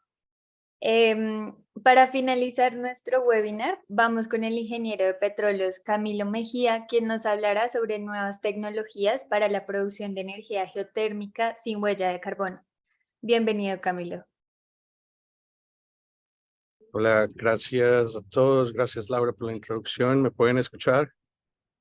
Sí, Espero que bien. sí. Voy a poner mi presentación. Vamos a hablar de geotermia. Gracias a todos los ponentes el día de hoy. Mi objetivo principal el día de hoy es el de darles un update en qué está pasando en el mercado global geotérmico, que es una de las fuentes de energía renovables más importantes en la agenda de decarbonización y sobre todo en el tema de diversificación energética. Yo soy Camilo Mejía, CEO de Innovate, Vice President de CTO Energy y soy el Chairman de la Asociación de Ingenieros de Petróleos SPE en la división de geotermia. Tenemos más evolución en las áreas de tecnología geotérmica en los últimos 3 a 5 años, mucho más que en los 20 años atrás. El objetivo es darles una idea de qué está pasando, cómo vamos como industria y sobre todo desde el punto de vista de la industria de petróleos, cómo podemos soportar el avance de básicamente la escalabilidad de energía geotérmica y sobre todo desde el punto de vista de baja huella de carbono. Mi presentación está aquí un poco chistosa, molestándose, pero bueno, para darles una idea más o menos dónde estamos al día de hoy con energía geotérmica, esto es de acuerdo a la Agencia Internacional de Energías Renovables, AIRINA. Aquí ustedes pueden ver cuál es la capacidad total de energía eléctrica que se ha producido, que se produce el día de hoy a partir de fuentes geotérmicas. En Norteamérica con 3.7 gigawatts, Latinoamérica 1.8 gigawatts. Vemos básicamente regiones líderes en Asia con 5.9 megawatts. Ustedes pueden ver la distribución. La contribución de energía geotérmica ha venido creciendo en los últimos años. Aquí en este slide, básicamente la contribución por región desde 1970 al 2020, donde ustedes pueden ver Asia tomando un papel liderazgo, Norteamérica contribuyendo. Obviamente el tamaño de la economía en Norteamérica es sustancial para este tipo de energías. Latinoamérica, si bien se ha mantenido un poco constante, el potencial en Latinoamérica es interesante. Es interesante. Hay regiones donde son básicamente específicas desde el punto de vista de generación geotérmica, pero les muestro esta evolución desde 1970 hasta el 2020 para que contrastemos las proyecciones que hay desde el punto de vista de qué viene hacia adelante y cuál es el futuro. De acuerdo a la Agencia Internacional de Energía, la energía geotérmica va a crecer exponencialmente de básicamente lo que producimos hoy, alrededor de 94 terawatts, a 857 terawatts para el 2050. Si ustedes miran, comparan el gráfico anterior desde 1970 al 2020 y comparan con estas proyecciones, la conclusión es que la contribución de la energía geotérmica a la diversificación de producción de energía va a ser sustancial. De hecho, podemos llamarlo exponencial. Esto tiene impactos importantes desde el punto de vista de evolución tecnológica y sobre todo desde el punto de vista de transferencias de conocimiento, tecnologías y obviamente la experiencia del sector en la industria del petróleo a la energía geotérmica. Antes de que hablemos un poco, hablemos de algo que es relevante para poder entender la energía geotérmica. El costo nivelado de energía eléctrica es la referencia financiera más importante y no puede ser comparado directamente, pero para darles una analogía que valga la pena, esta sería la equivalencia de lo que cuesta un barril de petróleo. Esta es la referencia a la cual básicamente es el valor total que se requiere para poder construir una planta eléctrica sobre un determinado periodo de tiempo. Lo que ustedes están viendo acá es básicamente la referencia de producción eléctrica de la energía geotérmica comparada con las diferentes fuentes de energías renovables y no renovables. Energías como la energía bio, como la energía hidrotermal, como la energía solar, distribuida o no distribuida, la energía eólica, la energía nuclear. Lo que ustedes ven acá es básicamente que la energía geotérmica el día de hoy tiene un precio muy competitivo comparado con las fuentes de energía renovables y esto se debe también a obviamente la evolución tecnológica que vivimos en la industria geotérmica. Voy a hablar un poco más de esto, pero generalmente la concepción de que la energía geotérmica es más costosa que otras fuentes de energías renovables o no renovables es básicamente el punto que quiero hacer. El día de hoy la energía geotérmica tiene precios competitivos y es importante que nosotros entendamos este término de costo nivelado de electricidad. Para poder entender por qué la evolución de estas tecnologías y por qué el costo es importante, nosotros vemos condiciones globales impactando el sector energético y acá lo que vemos es básicamente un incremento de la producción energética a partir de fuentes geotermales.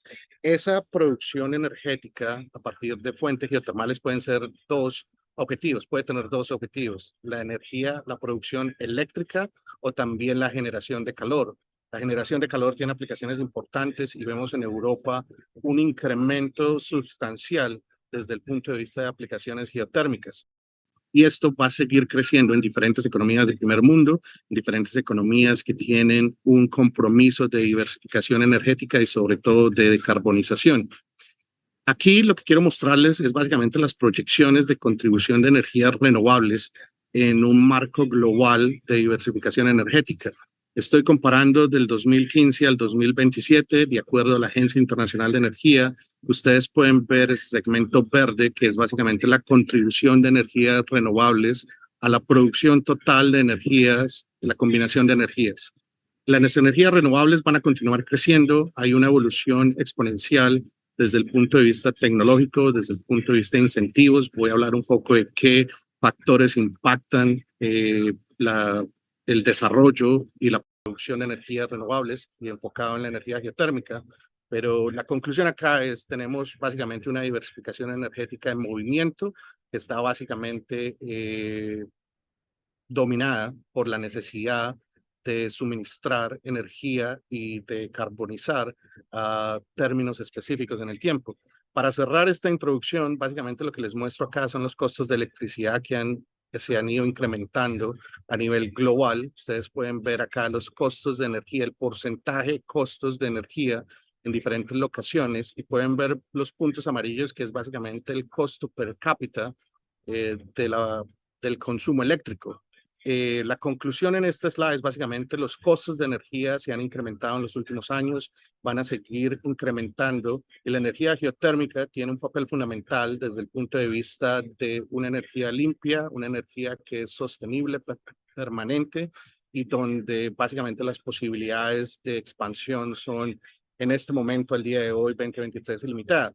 La conclusión acá, para darles un background antes de hablar de tecnologías, es que la energía geotérmica está en un momento de crecimiento, de expansión. El tiempo es ahora, y les voy a mostrar un poco de las tecnologías que se desarrollan, se avanzan, sobre todo en el mercado de Estados Unidos, para poder soportar este tipo de operaciones. Entonces, la presentación del día de hoy es básicamente hablar de energía geotérmica sin huella de carbono, pero no quería ir a hablar de la tecnología sin darles un background de por qué es importante de que pensemos a nivel geotérmico y cuál es la importancia de la energía geotérmica en el marco global y local y regional. Y voy a hablar de eso un poco más. Para poder entender qué representa esto para los que estén en este webinar el día de hoy, vamos a ver qué ha pasado en los últimos años, cuáles son esos trends que están impactando la energía geotérmica, ya sea positiva o negativamente. Vivimos una evolución tecnológica importante. ¿Cuáles son las tecnologías que son las que van a soportar ese crecimiento exponencial al 2023?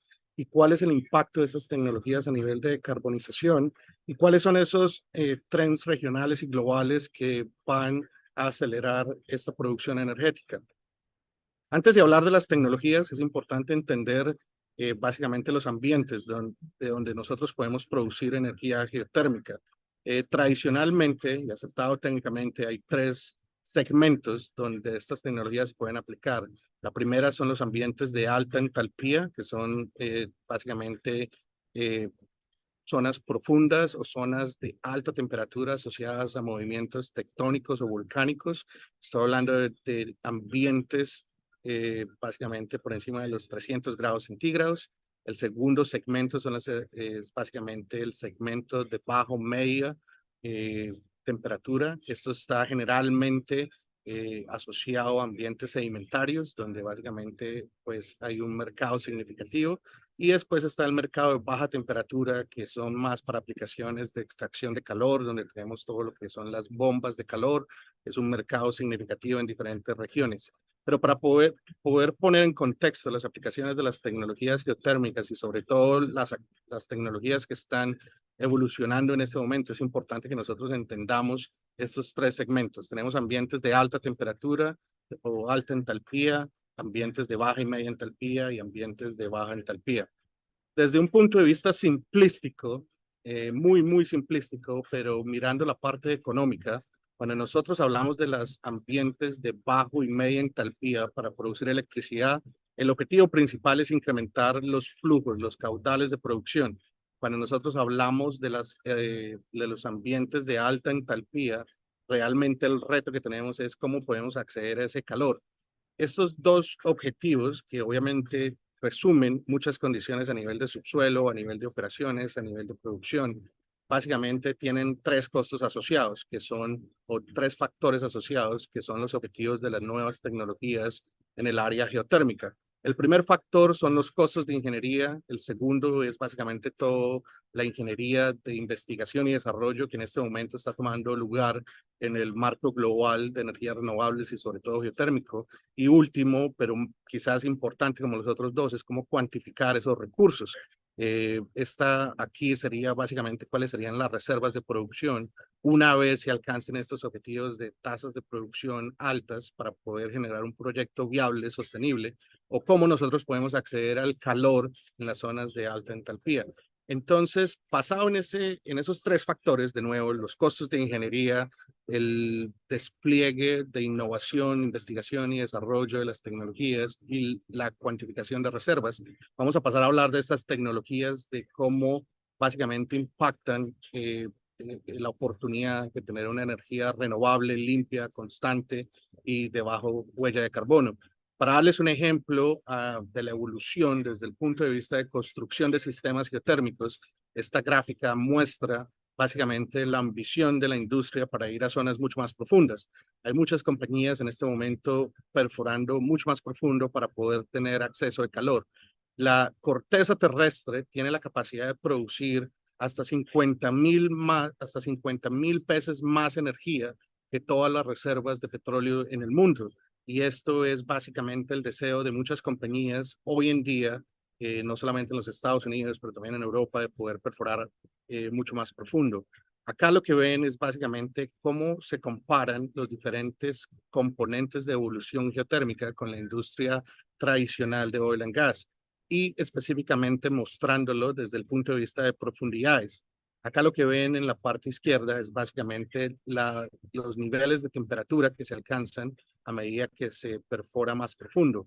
En la parte derecha se comparan básicamente las profundidades de diferentes modelos. El primero de perforación de petróleos, después la evolución geotérmica, empezando con el modelo convencional que lleva 100 años en el mercado a partir de modelos hidrotermales. Después vemos la evolución desde el punto de vista de capturar el calor producido en zonas volcánicas o por definición técnica algo que se llama hot rock, y después básicamente compañías innovadoras el día de hoy básicamente yendo a profundidades mucho más profundas con un avance tecnológico de perforación importante para poder capturar básicamente calores a nivel exponencial comparados con zonas más someras. Para empezar a hablar de cuáles son esas tecnologías que están básicamente contribuyendo a la reducción de la producción eléctrica, o el término que mencionaba al inicio, los costos nivelados de producción energética, y de nuevo, pensando en esos tres factores importantes, los costos de ingeniería, la evolución tecnológica y las reservas, el primer modelo de innovación que básicamente está soportado por el gobierno americano acá en Estados Unidos se llama EGS o sistemas geotérmicos mejorados o de ingeniería. Básicamente, la aplicación en este tipo de modelos es la transición del conocimiento y tecnologías de la industria de petróleo no convencional o shale en los Estados Unidos, enfocado en todo lo que es la estimulación de roca o principios de estimulación hidráulica. A este tipo de aplicaciones, básicamente lo que se busca es el incremento de propiedades de roca, como la permeabilidad, la porosidad, para poder aumentar de nuevo los flujos totales de producción.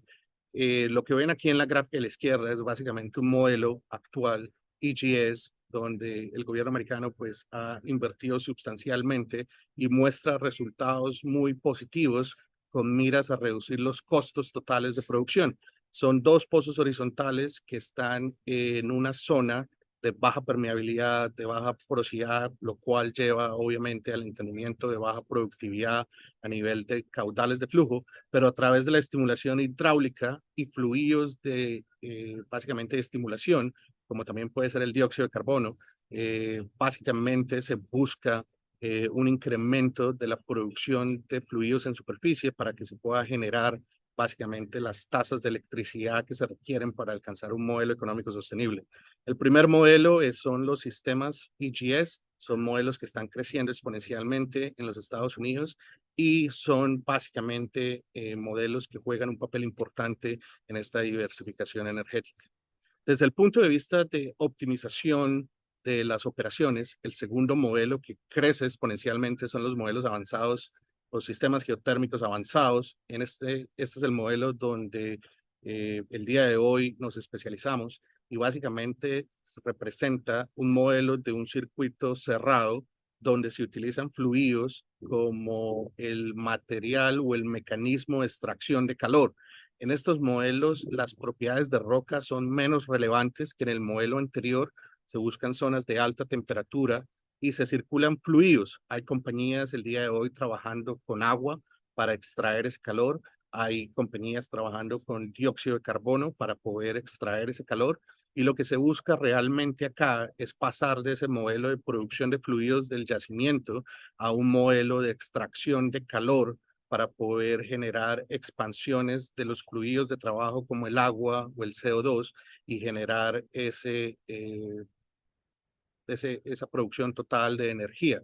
Acá en la parte derecha muestro básicamente los 4 modelos el día de hoy. Básicamente el modelo geotérmico tradicional, que son perforar pozos, inyección es el modelo tradicional.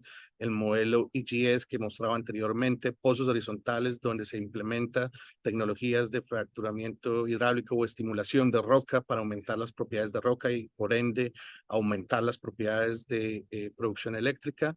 En la parte de abajo izquierda son los modelos avanzados, que son sistemas cerrados, como lo mencionaba anteriormente, donde se utilizan sistemas donde los fluidos de trabajo son los que se encargan de extraer el calor. Esto es una relación acá de propiedades conductivas, propiedades convectivas, pero desde el punto de vista de carbonización juega un papel muy importante. Y están también los modelos híbridos que básicamente optimizan la conductividad de roca para la transferencia de calor y se implementan sistemas cerrados para unas tasas mayores de extracción de calor. Esos son los 2 modelos principales en este momento, básicamente aportando a la disminución de los costos de la producción eléctrica. De nuevo, cuando hablamos de energía geotérmica, hablamos de la oportunidad de producir electricidad o la oportunidad de producir calor. Modelos más innovadores, más a medio plazo, hay compañías el día de hoy que están perforando pozos ultra profundos para poder acceder a tasas de calor muchísimo más altas a nivel exponencial. Este modelo de perforación profunda requiere una innovación básicamente a nivel de fusiones desde el punto de vista de perforación de pozos para llegar a esas profundidades. Hay diferentes compañías en Europa, en Estados Unidos. Esta es una ambición de poder maximizar a nivel exponencial esas tasas de extracción de calor. Una vez perforados estos pozos a profundidades bastante profundas, cualquier modelo puede ser aplicable, ya sea el EGS anterior o el AGS, pero el objetivo de estos proyectos es el de perforar pozos ultra profundos. Desde el punto de vista de calor, de nuevo, también tenemos un byproduct o un segundo producto del sistema, es básicamente el calor que se produce. Estas aplicaciones básicamente juegan un papel importante en Europa. En este momento, en el mercado americano también avanza la aplicación de intercambiadores de calor a bajas profundidades para poder maximizar el uso de ese calor que está en la Tierra y que muchas veces se encuentra a profundidades muy someras. Esto va a ser un papel importante desde el punto de vista de diversificación del uso de la energía geotérmica hacia el futuro. Hay otras compañías también que trabajan en el concepto de ciudades inteligentes, de ciudades limpias. La energía geotérmica acá juega un papel importante desde el punto de vista de esa diversificación de la energía o la electricidad específicamente que se consume el grid de las estaciones eléctricas, la visión de esa diversificación energética es de pasar de simplemente ese modelo centralizado de producción eléctrica a un modelo más descentralizado donde van a haber diferentes tipos de plantas, plantas como el hidrógeno, como el geotérmico, ese modelo para poder básicamente suministrar la energía necesaria para las ciudades, pero también tiene un componente de carbonización a nivel de las plantas eléctricas, va a ser muy importante al futuro. Y las tecnologías que mencionaba anteriormente, AGS, EGS, juegan un papel importante en este tipo de innovación tecnológica. Desde el punto de vista de la diversificación energética, transición, la huella de carbono, las energías renovables juegan un papel muy importante y sobre todo cuando hablamos de la utilización del dióxido de carbono como un agente en el sistema para producción eléctrica. Ahí es donde hablamos de energía geotérmica con huellas de carbono mucho más bajas. De hecho, nosotros hablamos técnicamente de energías geotérmicas que tienen huellas de carbono negativo. Ese CO2 se utiliza también para la generación eléctrica. ¿Cuáles son básicamente los factores que impactan todo lo que he hablado en este momento? Estamos hablando de las políticas de cambio climático, estamos hablando de básicamente las regulaciones de los países donde se aplican estos modelos, las aplicaciones de extracción o intercambiadores de calor es un modelo viable, probado en diferentes regiones en el mundo. Hablamos de, obviamente, condiciones geopolíticas a nivel global que básicamente obligan a esa diversificación energética. Hay economías de primer mundo incentivando toda esta innovación tecnológica. Hablamos de los mejoramientos económicos desde el punto de vista de producción eléctrica. Hablamos de colaboraciones a nivel de diferentes industrias para poder alcanzar esos objetivos. Y obviamente hablamos ya más a nivel local de cuáles son esas regulaciones que básicamente impactan la aplicación de estas tecnologías. En Colombia en particular es algo que ha crecido en los últimos años, es algo que está básicamente siendo adoptado no solamente a nivel regulatorio, pero también a nivel operativo y esperamos obviamente que se genere ese espacio donde la energía geotérmica tenga un papel importante en la diversificación energética. Ahora, ya para entrar a terminar en la presentación, nosotros hablamos de energía geotérmica como producción de calor, hablamos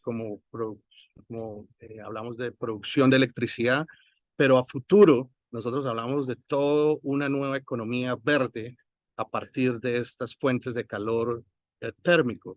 Hay aplicaciones desde el punto de vista de extracción de calor, CO2 para producción de hidrógeno verde, esto a través de, obviamente, procesos de electrólisis. Hablamos de, básicamente, producción de minerales limpios en zonas donde producimos energía geotermal. Específicamente hablamos de zonas o operaciones de producción de litio, que ha crecido su valor exponencialmente en los últimos años. Hablamos de producción de minerales limpios con la energía geotérmica también.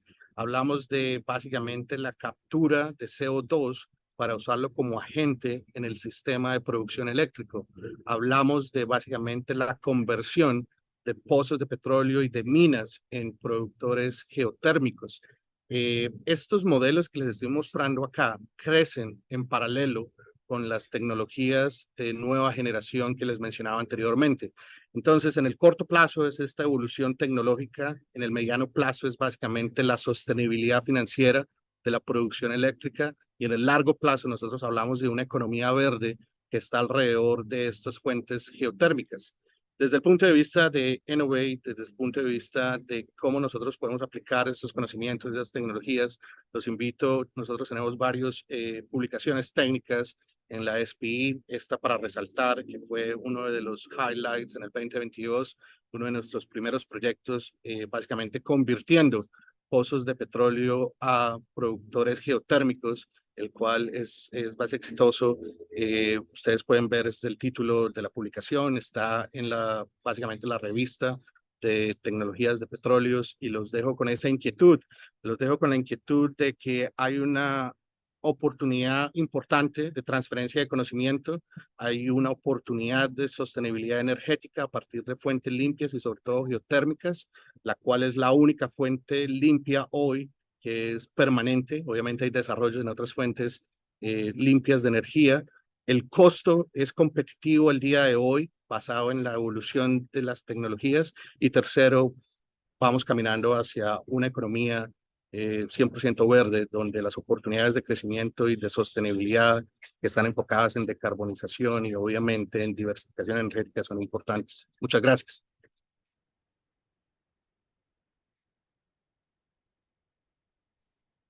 Muchas gracias, Camilo.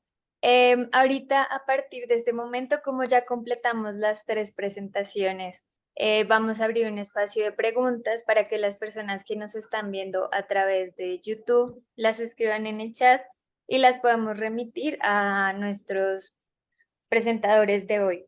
Entonces, por el momento creo que no hay preguntas, pero sí hay muchos agradecimientos a Carolina, a Germán y a Camilo por este espacio tan interesante y tan chévere, donde aprendimos un montón y adquirimos información muy, muy interesante.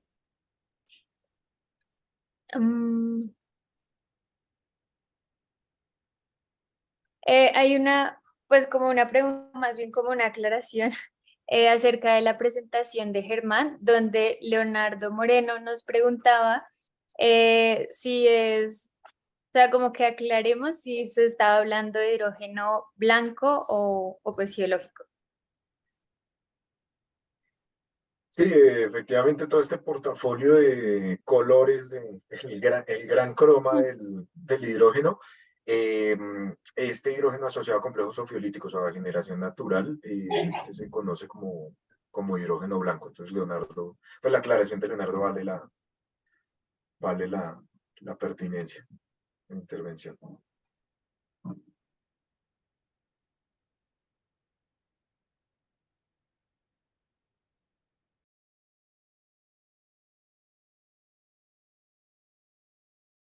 Por ahora no han escrito preguntas, pero vamos a dar un tiempito mientras, como el canal de YouTube transmite unos minutos después, mientras llega. Por ahora hay una pregunta que dice, ¿qué tan importante puede ser el desarrollo de modelos numéricos en la mitigación de riesgo asociado a los proyectos geotérmicos? ¿Qué ventajas tiene sobre los clásicos modelos conceptuales? Claro, eso es una buena pregunta. Eso depende del tipo de tecnologías y modelos que estemos hablando. En los modelos mejorados o Enhanced Geothermal Systems, la parte de simulación numérica es muy importante desde el punto de vista de cuál es el modelo de fracturamiento o cuál es el modelo de estimulación de fracturas adecuado para poder generar los flujos o los retornos de flujo esperados desde el punto de vista técnico. En el momento se evalúan movimientos de estimulación para generación de fracturas tensile. También se evalúa la oportunidad de estimular fracturas existentes o permeabilidad secundaria en el yacimiento, y todas estas respuestas desde el punto de vista de planeación se responden con los modelos numéricos. Desde el punto de vista de las tecnologías AGS o Advanced Geothermal System, es un modelo más termodinámico, donde las fuentes de calor vienen generalmente en rocas volcánicas o hot dry rock. En el modelo AGS no se requiere básicamente el modelo hidrotermal, no es necesario de un comportamiento de fluidos, se busca más básicamente esa transferencia de calor, y la parte numérica básicamente soluciona esa capacidad de flujo de calor en estas áreas, y ese es básicamente el input principal de los modelos termodinámicos que se aplican para poder simular desde el punto de vista numérico las tasas de extracción de calor que se requieren para generar electricidad.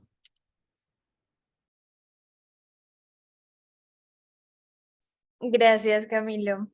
Hay una pregunta para Carolina y es, ¿cómo se amarra la información de XRF con las propiedades mecánicas de rocas pensando en estabilidad de pozo o en geomecánica de yacimientos? Para calcular el modelo geomecánico, nosotros calculamos el índice de fragilidad y para eso usamos el cuarzo moderado, calcita modelada basada en el calcio, en el sílica, etcétera, y usamos las fórmulas que mostré durante la presentación.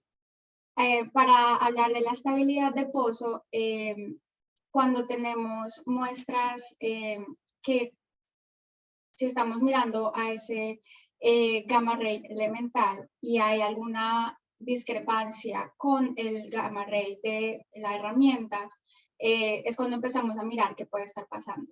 Entonces, en estos casos, también miramos los informes de mud logging que tienen los pozos y pedimos fotos, y si vemos que puede haber que las muestras de ripios pueden ser más grandes o alguna otra indicación de que puede haber cavings, miramos a los datos elementales de esos puntos y miramos donde el gamma ray elemental no está coincidiendo bien y analizamos esas muestras y las comparamos elementalmente con las diferentes zonas que tenemos en el pozo. Y así podemos determinar de dónde pueden estar viniendo esas muestras y podemos determinar si el pozo puede estar teniendo derrumbamiento. Gracias, Carolina. Y también Lizeth Múnera te quiere preguntar como si el calcio y el estroncio le podrían dar información acerca de la profundidad de depositación por estar relacionados al aragonito y la calcita. Sí, tú puedes usar calcio, estroncio y también puedes usar los elementos anóxicos como vanadio y molibdeno que van a indicar diferentes profundidades en tu cuenca.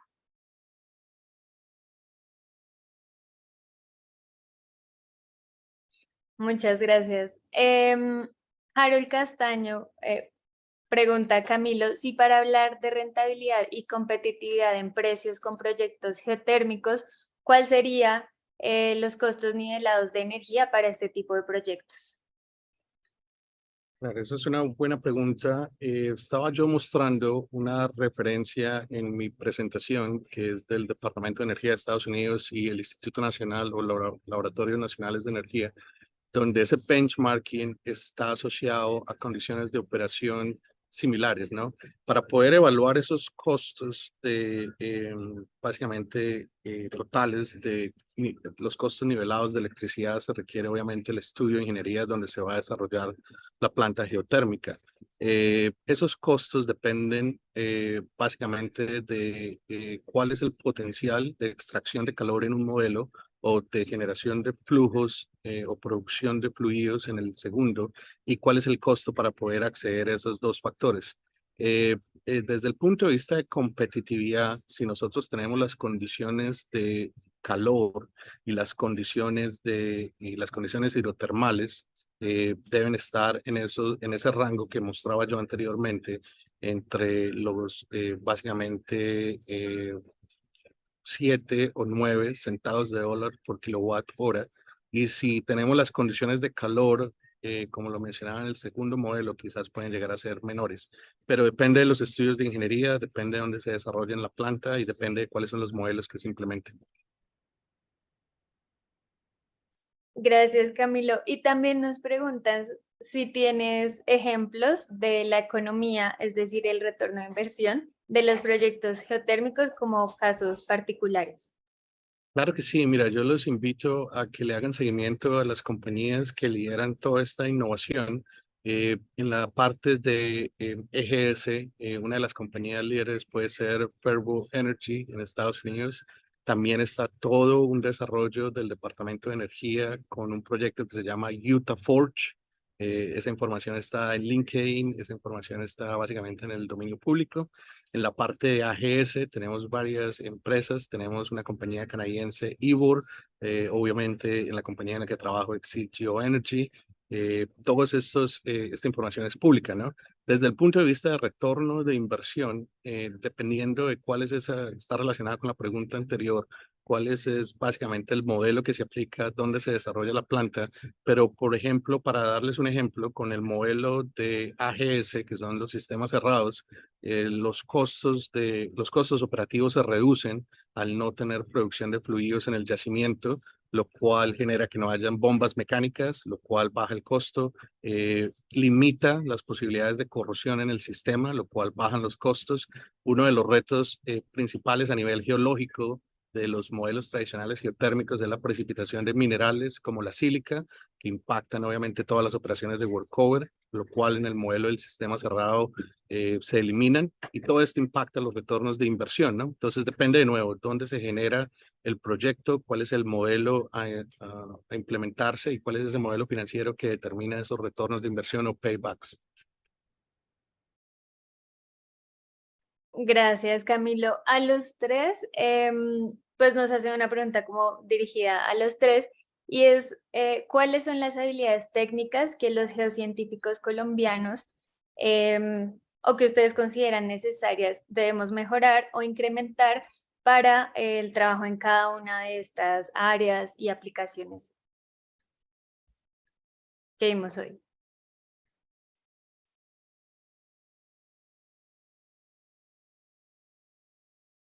No sé cuál quiera responder primero.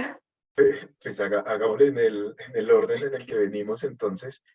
Pues esa pregunta es chévere porque mira que la diversidad de temas que se han tratado en la charla y con el enfoque de estas nuevas alternativas energéticas, pues nos están llevando en un camino en donde simplemente todo es multidisciplinar. Realmente las habilidades que yo les recomendaría como a todos estos profesionales nacientes y estos geocientíficos que se están formando en el momento es pues no sesgarse, simplemente tener como esa apertura a los nuevos retos que se pueden presentar con estas nuevas opciones de energía.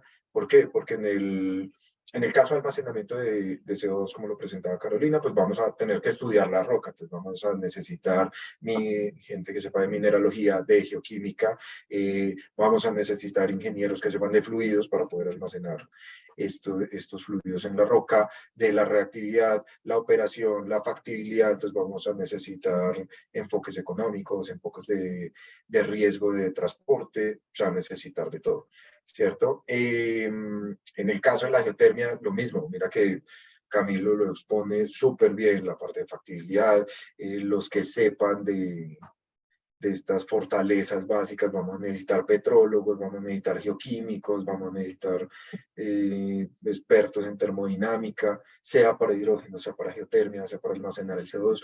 Entonces, esa diversidad, esa capacidad de un geocientífico que pueda ser versátil con unas fortalezas que nos da la profesión de las geociencias, con el conocimiento de las rocas y de nuestro planeta, pues nos puede dar un panorama mucho más amplio. Entonces, en última, no nos termina sesgando, sino más bien, miren que podemos aplicar a muchos campos de estudio. Entonces, esa sería como mi recomendación.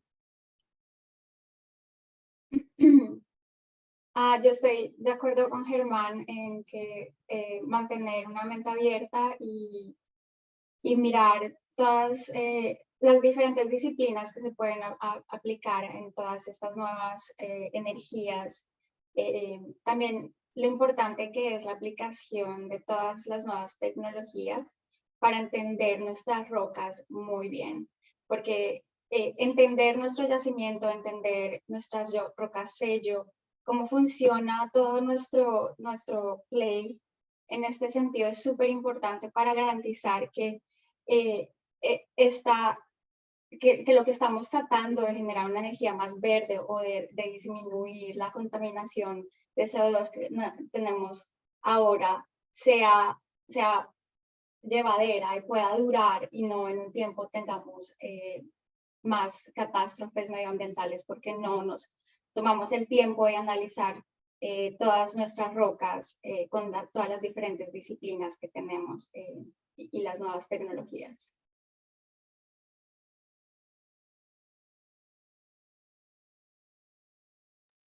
Creo que voy yo.